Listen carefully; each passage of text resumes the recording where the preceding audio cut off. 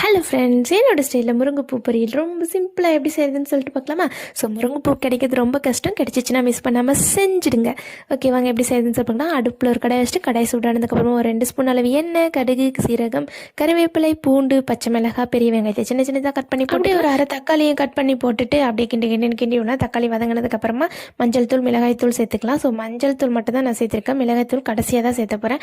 ஏன்னா நம்ம வீட்டில் ஒரு குட்டி இருக்குது, அந்த குட்டிக்கு காரம்னா சுத்தமாகாது. அதனால தான் பச்சை மிளகாயும் முழுசாக போட்டிருக்கேன். ஸோ நீங்கள் வந்து ஃபஸ்ட்டே சேர்த்துக்கோங்க மஞ்சத்தூள் கூடவே. ஸோ இப்போ முருங்கைப்பூ போட்டுட்டு முருங்கைப்பூ கூடயே நம்ம உப்பு சேர்த்துக்கலாம். தேவைக்கேற்ப உப்பு சேர்த்துக்கோங்க. சேர்த்துட்டு நல்லா கலரி கொடுங்க. முருங்கைப்பூ வந்து அந்த எண்ணெயிலேயே ஒரு 5 நிமிஷம் மூடி போட்டு வேக விட்டதுக்கப்புறமா நம்ம ஒரு எடுத்து கொஞ்சம் தண்ணி தெளிச்சிட்டு மறுபடியும் மூடி போட்டு வேக விடலாம். ஸோ ஃபஸ்ட்டே வெந்துடும், ஆனாலும் கொஞ்சம் சாஃப்டாக வேகணும் அப்படின்னா கொஞ்சம் தண்ணி தெளித்து வேக விடுங்க. ஸோ வெந்ததுக்கப்புறமா நம்ம அப்படியே முருங்கைப்பூ ஓரம் கட்டிட்டு ஒரு முட்டை உடச்சி ஊற்றிக்கலாம். உடச்சி ஊற்றும் போதே கொஞ்சம் லைட்டாக உப்பு போட்டுக்கோங்க. உப்பு போட்டு நல்லா முட்டையை கலரி விடும்போது அப்படியே சின்ன சின்ன பீஸாக வரும். அப்படியே கொஞ்சம் கொஞ்சமாக முருங்கைப்பூவையும் சேர்த்துட்டு மிக்ஸ் பண்ணி. நீங்கள் வெஜிடேரியன் இல்லை எனக்கு முட்டை பிடிக்காது அப்படின்னா நீங்கள் தாராளமாக தேங்காய் பூ சேர்த்துக்கலாம். தேங்காய் பூ சேர்த்துட்டு நல்லா கலரி கொடுத்துக்கோங்க.